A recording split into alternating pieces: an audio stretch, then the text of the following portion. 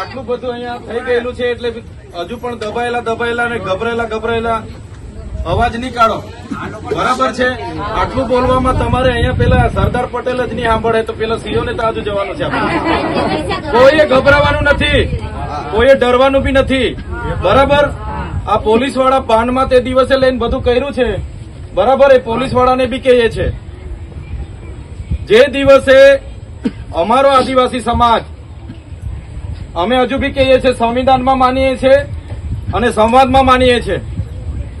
જે દિવસે અમે લોકો કાયદો ને વ્યવસ્થા સાઈડ પર મૂકીશું તે દિવસે તમારા અહીંયા સીઓબીઓ ને તમારા અહીંયા કોન્ટ્રાકો બંટ્રાકો કોઈ નજરે નહીં પડે. એ પોલીસ વાળાને બી કહી દઈએ છે.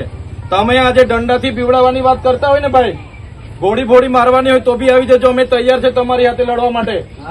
હા, અમારી મા બેટીઓને તમે આતડી દુખાવી છે, અમારી મા બેટીઓને તમે આતરડી લડાવી છે. અમે કોઈને છોડીશું નહીં. એ કાયદાકીય રીતે બી લડીશું ને ગ્રાઉન્ડ પર બી લડીશું. અને જો અહીંયા જે પણ અધિકારીઓ એમને બી કહીએ છે. બરાબર છે.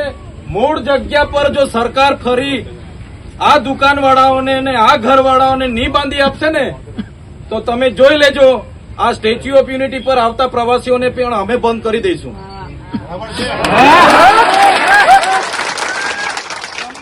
કેમ છું ભાઈ? દુઃખની વાત છે. તમારી તાળીઓ સાંભળવા હું નથી આવ્યો આટલે દૂરથી. બરાબર છે. એટલે તાળીઓને હોહા કરવા માટે, બરાબર, અહીંયા શોબાજી કરવા માટે અમે નથી આવ્યા. એટલે શાંતિથી સાંભળો. જો આ લોકો તમારા ઝૂંપડા અહીંયા નહીં બાંધશે ને તો તમે તૈયાર થઈ જાઓ. આપણા ભોગે ડેમ બન્યો છે, આપણી જમીનો ગયેલી છે. બરાબર. આપણા બાપ દાદાઓ અહીંયા મરીને ગુજરી ગયા. એ પાણી આખા ગુજરાતમાં જાય છે. આપણને નથી વળતર મળ્યું, નથી પાણી મળ્યું, નથી ઘર મળ્યું, નથી જમીન મળી, નથી નોકરી મળી. એટલે આ સરકાર જો આવી રીતના દાદાગીરી કરીને જો તમને અહીંયા ખદેડવાની વાત કરતી હોય ને, એ નર્મદા કેનાલ બંધ કરાવી દઈશું. નર્મદા કેનાલ બંધ કરાવવું છે કે નથી કરાવવું? કરાવી દઈશું. તો એમને ખબર પડશે. નર્મદાના નામે ચૂંટણીઓ લડે છે, નર્મદાના નામે વાહવાહી લૂંટે છે, નર્મદાના નામે સરકારો બનાવે છે. તો અમારા લોકોએ જમીનો આપીને શું ગુનો કર્યો છે?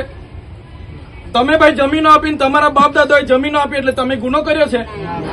તો કેમ આટલી બધી દાદાગીરી, આટલી બધી હેરાનગતિ આપણી સાથે કરે છે? કેમ આટલી બધી ધમકી અમારી મા બેટીઓને રાતે ઉચકીને પોલીસના હવાલે કરે છે? એટલે તમે તૈયાર થઈ જાઓ. અમે તૈયાર જ છે. બરાબર છે. કોઈના બાપથી બીવાની જરૂર નથી. એમના બાપની આ જમીનો નથી. એ સરકાર એને એમ માનતી હોય કે અહીંયા બધું ઉજાડીને લઈ જઈશું. એ સરકાર બી ભૂલી જાય જે દિવસે હથિયાર હાથમાં લઈશું ને